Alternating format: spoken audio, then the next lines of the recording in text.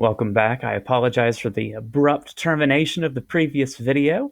That was on me. There is exactly 5 minutes maximum per video that I'm allowed, so I have got a little timer here to make sure I can finish my sentence with a reasonable time frame there. So what I want us to do right now is just get familiar with the interface of WebAssign here, and let's talk through that real quick. So there are currently a few assignments that are posted. Everything is technically posted, but they aren't all scheduled. All the things with a 5/7, a May 7th due date, those will be changed to either just be deleted or they will be spaced out for the rest of the semester, depending on if we are doing online only for the rest of the semester or not.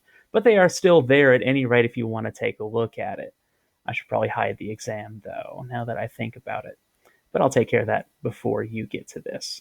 Anyway, so these are all the homework assignments, though. And let's go ahead and take a look at one. You'll notice, if you've not worked with WebAssign before, several things available to you. First of all, it's every single question. And you could, if you want, go ahead and type in numbers to every single one or not.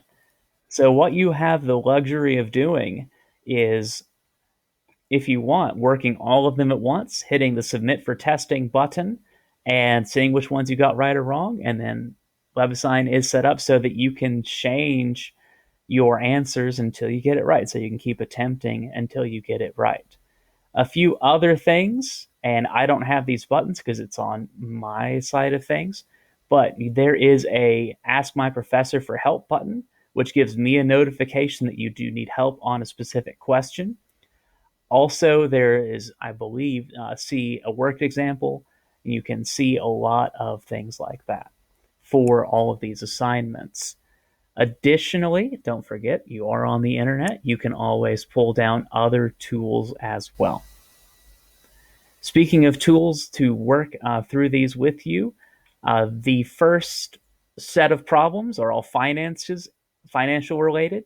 So I have set up a few calculators for us to quickly work through some of these problems. So for instance, let me pull this back up. I want to do the future value.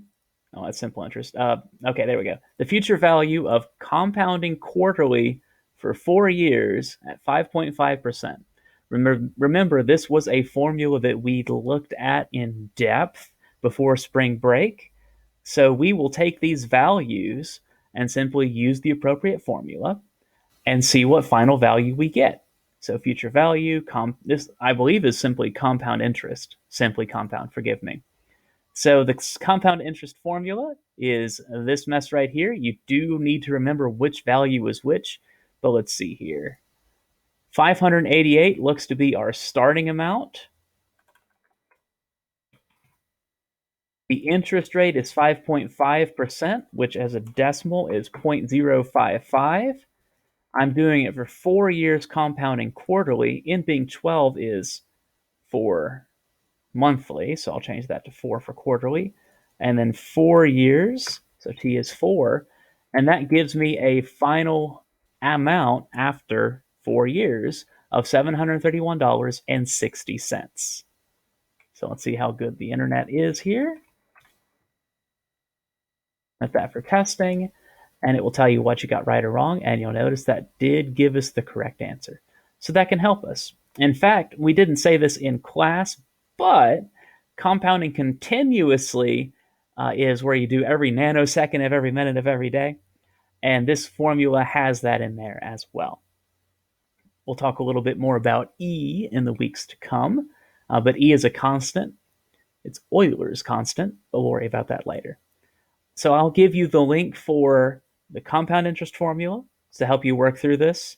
The annuity formula that we also worked with, that's where you put in a little bit at a time.